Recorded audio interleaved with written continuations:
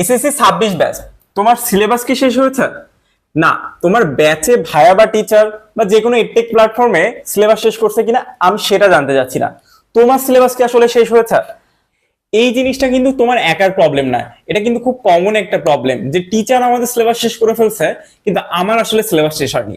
অনেক সময় হয় কি, আমি যদি তোমাদের কথা বলি, কথার কথা তুমি ফিজিক্সের কথাই চিন্তা করো, হয়তো তোমার স্থিতির চ্যাপ্টারটা একেবারেই পড়া হয়নি, বা যে কোনো একটা চ্যাপ্টার হতে পারে, সেটা ফিজিক্সের হতে পারে, কেমিস্ট্রির হতে পারে, বা ম্যাথের হতে পারে। তোমার সিলেবাস হয়তো বা শেষ হয়নি, কিন্তু যে জিনিসটা হচ্ছে ব্যাচে বা যে কোনো একটা প্ল্যাটফর্মে হয়তো বা রিভিশন ক্লাস শুরু হয়ে যাচ্ছে। এই সমস্যার তাহলে সমাধানটা কি? আমরা কি যে চ্যাপ্টারটা আসলে একেবারেই হয়নি এই চ্যাপ্টারটা একেবারে বাদ দিয়ে আমরা রিভিশন ক্লাস শুরু করে দিব? আমি বলবো এটা একদমই করা উচিত না। তোমার যে কাজটা করা উচিত, হ্যাঁ তুমি রিভিশন কোর্স যেহেতু আসলে শুরু হয়ে গেছে বা তোমার টিচার রিভিশন ক্লাস শুরু করে দিয়েছে, সবার সাথে তাল মেলানোর জন্য তুমি সেটা করতে পারো, এটা নিয়ে কোনো সমস্যা নাই।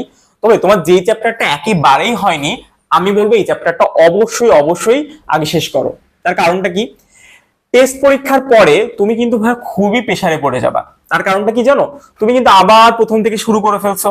তখন যে জিনিসটা হবে, তোমার যে চ্যাপ্টারটা একেবারেই হয়নি তখন কিন্তু ওই চ্যাপ্টারটা দেখতেই তোমার ভয় করবে। না না, এই চ্যাপ্টারটা মনে হয় অনেক কঠিন, বা এই চ্যাপ্টারটা আমি আর শেষ করতে পারবো না, আমার হাতে সময় নাই।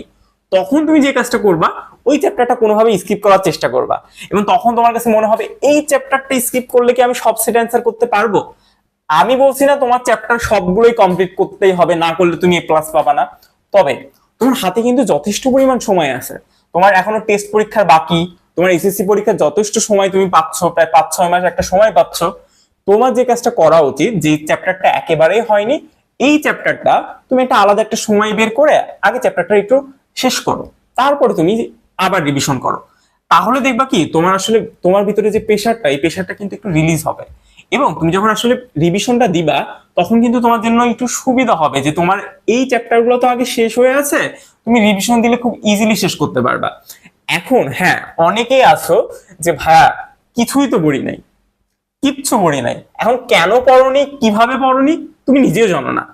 তাদের কথা আমি যদি সাইডে রেখে, যাদের আসলে একটা দুইটা চ্যাপ্টার আসলে এখনো শেষ হয়নি, বা কিছু চ্যাপ্টার আছে খুব ভালোভাবে শেষ হয়নি, আমি তাদের জন্য এই কথাগুলো বলছি।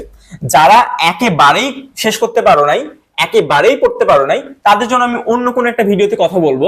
তবে যারা আসলে একটা দুইটা চ্যাপ্টার এখনো শেষ করতে পারোনি, তাদের জন্য আমি আগে বলবো আগে চ্যাপ্টারগুলো শেষ করো ভাইয়া, তারপরে তুমি রিভিশনে যাও।